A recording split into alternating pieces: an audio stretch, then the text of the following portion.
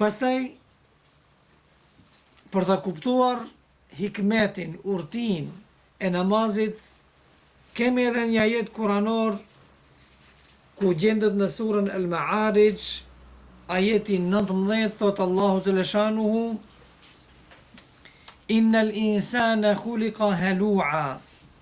Njeriu është i krijuar, kështu do thotë të jetë i gjutshëm, shpejton në çdo gjë. Idha massahu sharru jazua. Kur e kap ndonjë e keqe, ai nuk bën durim as pak. Ndërsa wa idha massahu al-khayru manua. E kur e kap atë ndonjë e mirë, ai bëhet koprac. Kur është për shembull e kapën ndonjë krizë ekonomike, çka bën? Vetëm ankohet. Ankesat mëdha. Ndërsa kur e kap ndonjë pasuri, domethënë ndonjë biznes e kapën mirë, edhe fiton, atëherë e ndron meselen, bëhet koprac. A ndoshta në momentet kur është për shembull në skamje, i premton Allahu Gjeleshanu se une si kur të pasurohem do të bëhem kështu dhe ashtu, por për fat të keq, ai kur pasurohet, atër bëhet koprac. Atë gjithë besimtarët, apo atë gjithë njerëzit që janë kështu, thotë jo, illel musallin, në përjashtim të atyre që falen. Pra, ata që falen nuk i kanë këto cilësi. Ata që falen nuk i kanë këto cilësi, nga se falja e namazit njeriu e mbron nga këto veti apo nga këto vese. Gjithashtu namazi është një shkak që njeriu e largon prej punëve të liga, prej amoralitetit. Thot Allahu Gjeleshanuhu, wa aqimi salata, inna salata tenha anil fahshai wal munkar. Dhe fale namazin, namazi ndalon njeriu nga imoralitetet, nga imoraliteti dhe nga veprat e shëmtuara. Nga ana tjetër, nëse ne nuk e falim namazin, atëherë ne bëjmë një lëshim apo një gjuna shumë të madh tek Allahu Gjeleshanuhu. Allahu Gjeleshanuhu për këtë flet në Kur'an, në surën Maryam, ajeti 59, thot, dhe pas tyre vin disa fa khalafa min ba'dihim khalfun, dhe pas tyre vin disa të cilët e da'u salate, bëjnë lëshim në namaz. Wattaba'u shahawat, dhe i ndjekin epshet. Fasawfa yulqawna ghayya, ata do të takohen apo do të kenë dënim apo ndëshkim tek Allahu Gjeleshanu. Nga ana tjetër,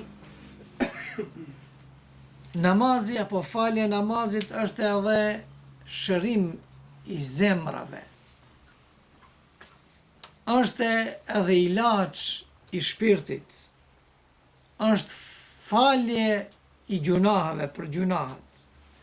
Allahu Gjeleshanuhu në surën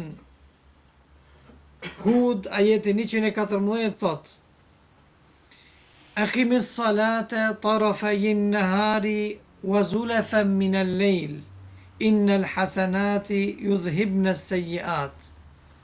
Dhe fale namazin në 2 skajet e ditës,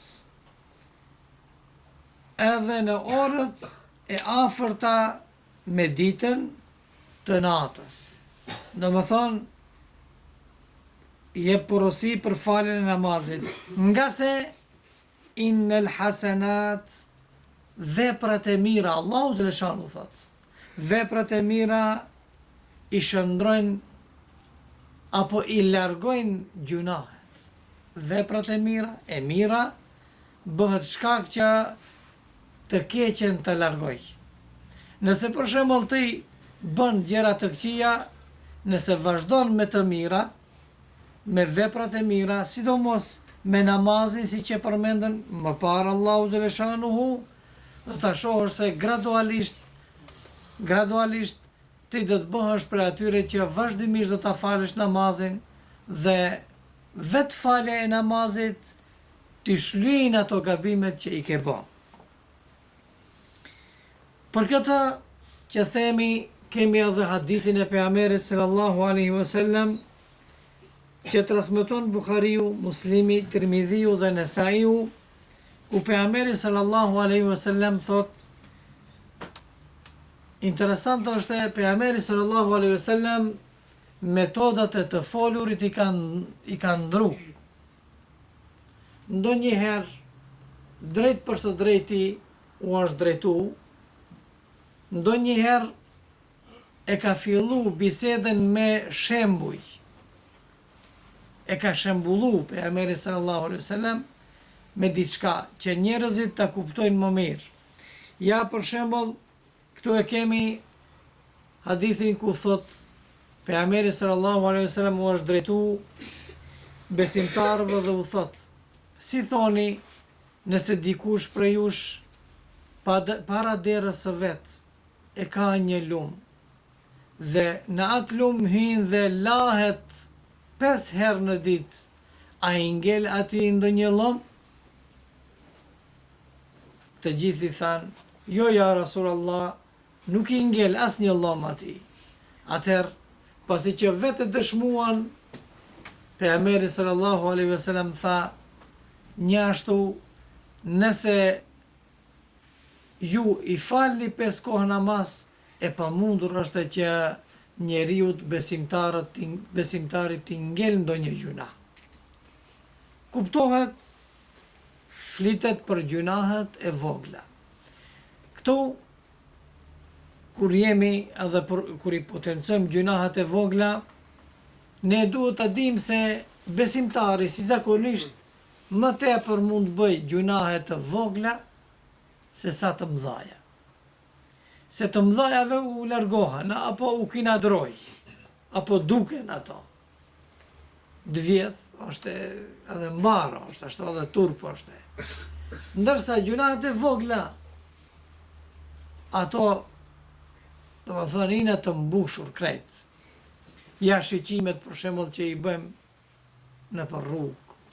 Ka të shkojsh, në dhomat tona, pa dhe në dhomat tona, edhe ati ku rrim, edhe aty kemi do të thënë harame. Televizorin e ke para. Të familjes për shembull që janë aty në forma të ndryshme, që nuk ke të drejt në atë mënyrë të shohësh. Dhe kreto janë gjunahe të vogla.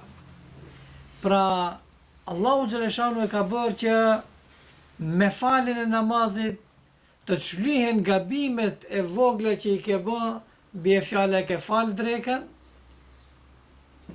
t'jen fal gabimet që i ke bë prej sabahit deri në drekë, të voglat. Përsëri e potencë, por të voglat shumë kemi ne. Shumë kemi. Tepër kemi, jemi të zhitur deri në fyt me gjunahet të vogla. Edhe kështu me radhë, prej dreke, kur e falë 100, prej drekës, që ke bo deri 100, edhe kështu me radhë 5 kohët e namazeve. Edhe gjumaja prej gjumon tjetër është shlyjes e gabimeve, që i bëjmë ne, kuptohet përsëri të vogla. Për çfarë arsye? Allahu xhaleshanu kështu e ka bërë. Për arsye se namazi e ka vlerën shumë të madhe.